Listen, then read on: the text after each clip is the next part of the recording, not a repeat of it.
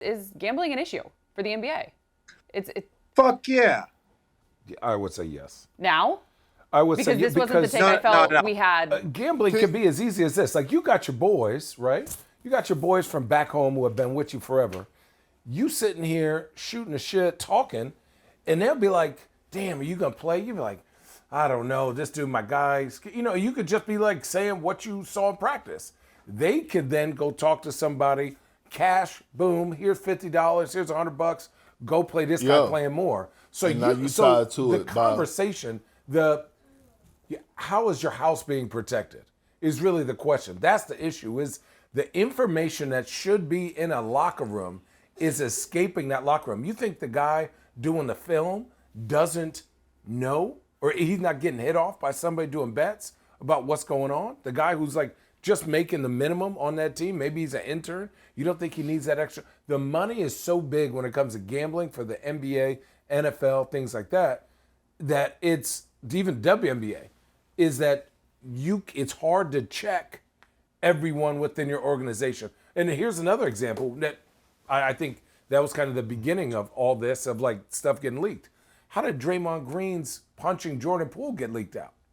That should have never got leaked out. How much money did TMZ, how does somebody know to buy that, right? So that's just an example of like what needs to stay within the locker room starting to get leaked out for money, for cash. And look, the bigger picture, right? We live in a world now in 2025 where I grew up in the 90s. Yep. And my household with my grandparents, we probably averaged combined about $35,000, maybe not even that much, $20,000. Yeah, you were balling No, I'm saying $20,000 a year, right? You were balling. But I'm saying we made it on that. I read a report that like in 2035, if your household is not making anywhere between the lines of 150,000 to 200,000, you will not be able to survive in the United States, right? Why do I bring that up? Because we're living at a moment right now where, think about this. How many times, how many friends, how many family members do we get calls from that are struggling right now, right, in society? So when you struggle, right, just look across the world. Like, I said this, I was like, man, you know what we're about to start witnessing? And it started happening. I said, man, people are not going to be able to make it. We're going to see more robberies.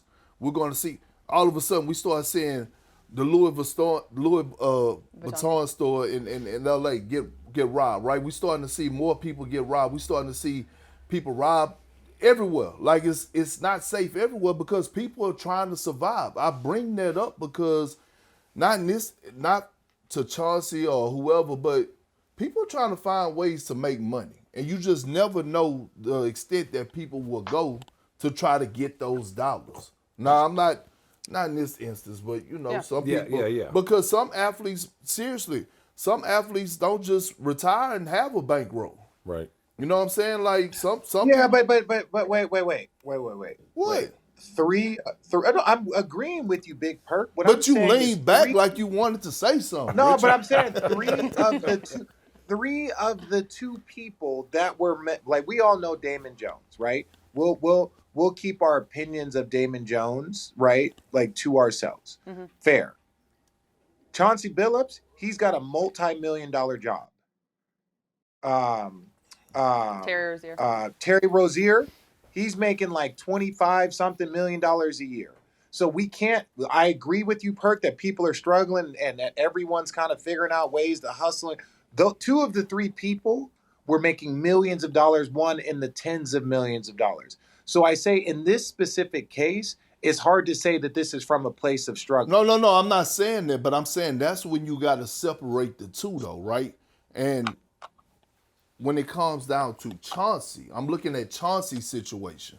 Chauncey, the involvement with Chauncey, it wasn't involved, am I correct, with the sports betting, right? Correct. Correct. It wasn't on the sports betting side. Yeah, it was poker. Those are two different things. No, I know. They're two different cases. I know. So when I'm, calm down.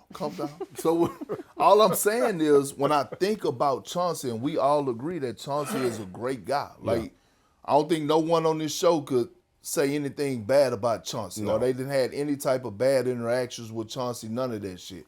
All I'm He saying broke is, my wrist, but other than that, all I'm saying, we we just going back to the point of the unknown, right? Like possibly being somewhere you don't fucking know. You think you going have a fun night or just get some good poker in and go on your ass home, and all of a sudden something that got linked or tied to you. Yep. Yeah. Oh man. Like, fuck. But yeah, the point is gambling. You know, we were talking about gambling, right? And so I think to Perk's point, a lot more people are going to be looking, the 9 to 5 cannot sustain the cost of living. So you're like, man, my boy plays for the Raptors.